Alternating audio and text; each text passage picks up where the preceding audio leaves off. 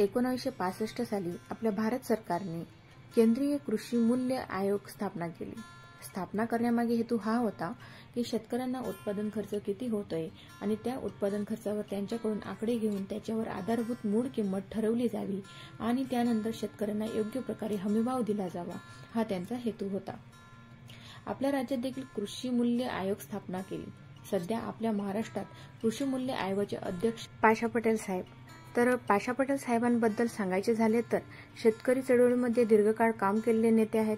शेतमालाबद्दल त्यांचा चांगल्या प्रकारे अभ्यास आहे। अर्थकारणावर पण त्यांची चांगल्या प्रकारे सेटअप आहे। असे व्यक्ती महाराष्ट्राचे दुसऱ्यांदा कृषी आयोगाचे अध्यक्ष झालेले आहेत। त्यांना ॲग्रोवन पत्रकाराने एक प्रश्न केला।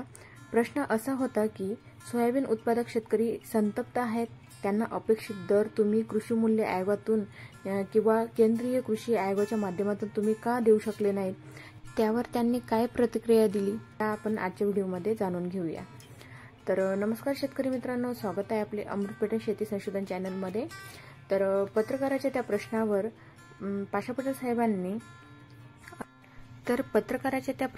पाशा पटेल साहेब असे म्हणाले की ही व्यवस्थेची चूक आहे। म्हणजे त्यांनी त्यांच्यामध्येच मान्य केले की ती आमची चूक आहे। व्यवस्था म्हणजे भाजप आहे। तर व्यवस्थेची चूक कशी आहे? कारण जे प्रमुख 10 सोयाबीन राज्य आहेत त्यातून वेगवेगळ्या प्रकारची शिफारसी या केंद्राकडे पाठवण्यात आल्या।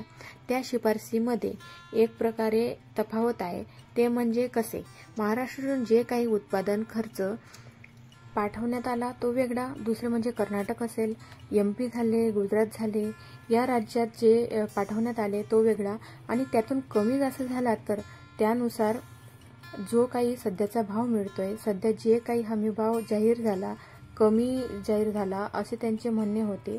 त्यावर उपाय काय ते विचारल्यानंतर पटेल साहेब असे सांगतात की मी या संदर्भात म्हणजे अर्थ मंत्रालयाच्या सल्लागारांना भेटलो, केंद्रीय कृषी मंत्रालयाचे जे सचिव आहेत त्यांना देखील भेटलो। यात आपल्याला काय करता येईल, यात आपण सोयाबीन परिषद आयोजित करत आहोत।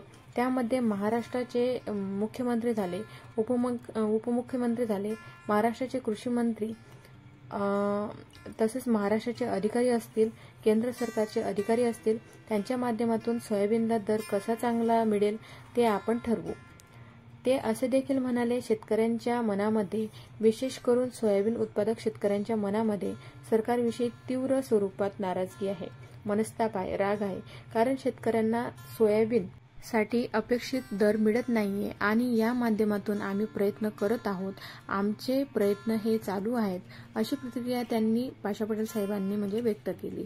पण पाशा पटेल साहेबांना सांगू इच्छिते की तुम्ही खूप चतुर आहात, राजकीय कौशल्याने तुम्ही खूप हुशार आहात, पण या सर्वात आधी तुम्ही एक शेतकरी आहात, शेतकरी नेते आहात। त्यातच वेळ गेली निघून आणि सोंग आले मागून ही एक म्हण आहे।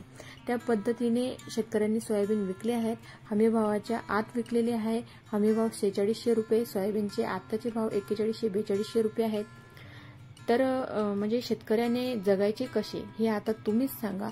तुम्ही म्हणणार आता आम्ही परिषद भरवतो, निर्णय घेतो, परत विचार करतो, त्या गोष्टीला काहीही अर्थ नाही।